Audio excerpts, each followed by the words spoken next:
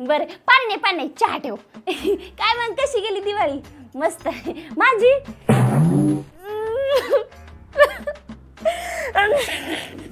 नाही आत्या, कोणी मेले नाही. बरी गेली. काय सांगू आत्या, सणासुदीला पण हा डुक्कर तोंडाचा पिऊन आला ना, असा रांगोळी काढलेली तिथं पडला.